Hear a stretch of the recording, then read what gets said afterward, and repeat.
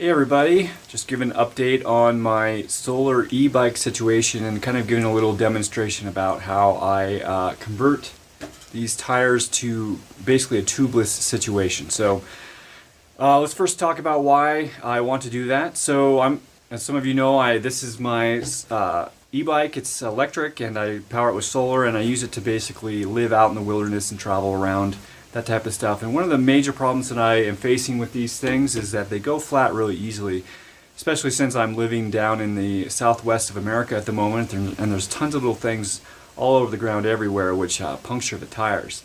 An advantage about a tubeless situation is that you usually are able to fill it with a type of liquid, which as soon as you pull a thorn out, it basically seals the hole within a matter of seconds. You know, I pulled mesquite thorns like that long out of this thing, and you know, it was sealed up in like 10 to 15 seconds.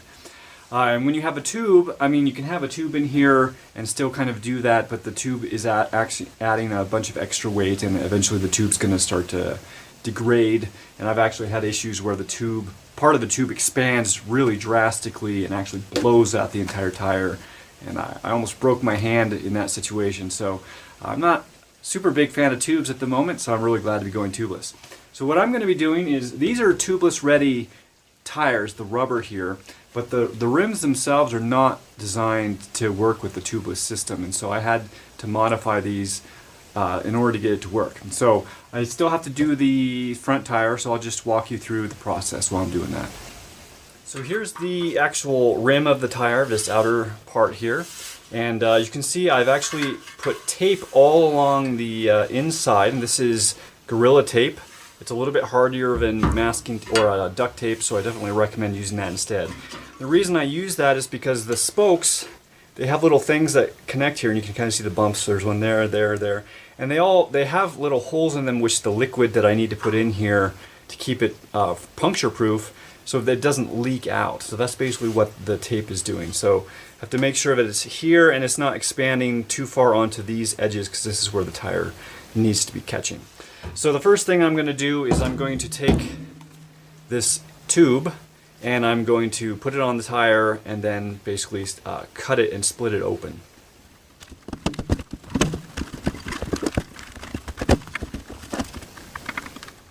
So now I'm going to blow the tube up a little bit so that it gives me a better access with scissors.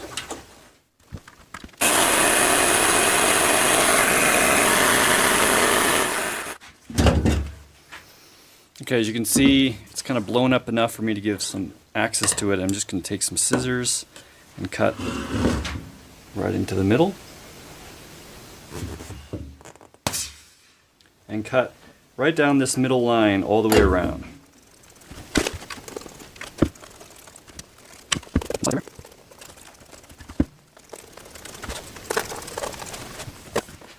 So now that I've got it cut out, I'm basically just folding these outside, and then I will be putting the tire right on here. And what this does is it gives it, the bead of the tire, a better, easier time kind of gripping onto this edge here, so it's not likely to be letting air out.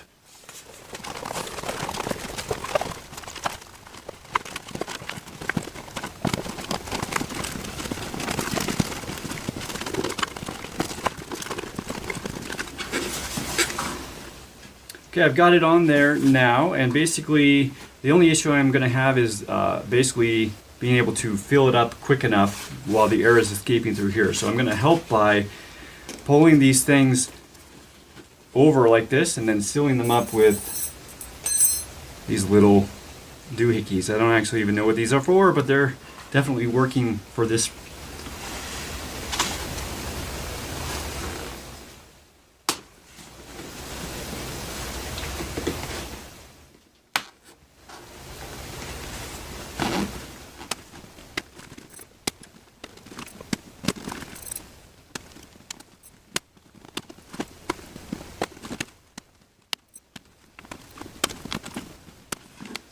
So here's what it looks like now. You can see it's basically just holding it on, so it's got a better seal so the air can actually get in there fast enough to blow it up. So even with this type of setup, a normal pump for a bicycle isn't really going to do the trick. So I actually need a kind of a high pressure air compressor, which is going to pump air into it really quickly. So luckily I know some people in the area that I'm staying who have one and let me borrow this shop and their compressor. So I just turn it on and let it fill up with air.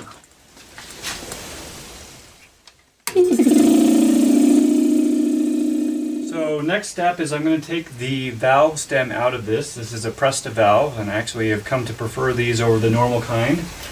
Just take this thing out. It basically opens up the airflow. And then I've modified this hose, so it's just a normal, this is the normal part, and then I put this hose on it. And then this is an adapter for a Presta valve, which I've just kind of stuck into the hose, and then I stick it up to this thing.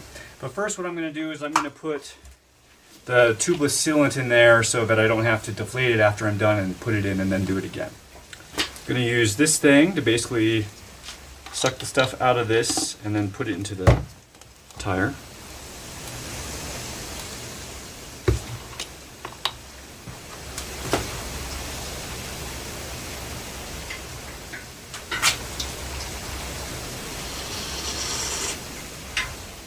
And I'm going to put 2 total, which is more than you would usually put in for a tire, but these are gigantic. So now that I've got some sealant in there, I'm going to rotate the tire a bit to get it spread up, and this will help also seal some of these air gaps around the edges here. Now I found it works much better if I actually have it laying on its side. So let's just go ahead and I have to put this up to it and make sure it's really flush on there, otherwise air escapes, and then get as much in there at once as I can.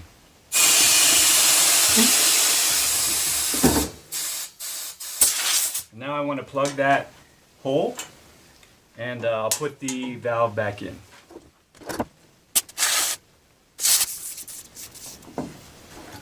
So now at this point it's basically done. I can take all of this stuff off and I can pump it up with just any normal bike pump.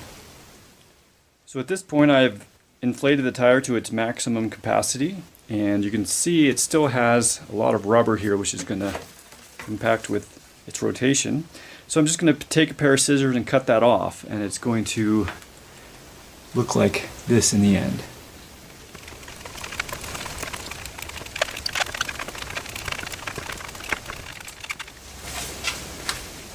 So you can see this is quite a bit of material to be cutting off. This is only one half of it, it's just one side.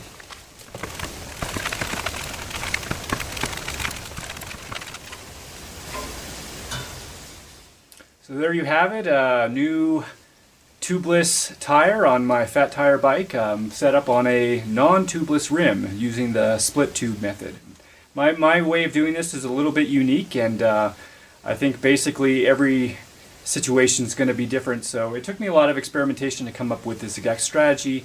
There's other ones on YouTube or other video sites that you can find which are going to have slightly different methods which might work better for you. So I hope this was useful to you, and I sure hope it's useful to me, and that I stopped getting flat tires. So anyways, thanks for watching, and I hope to see you next time.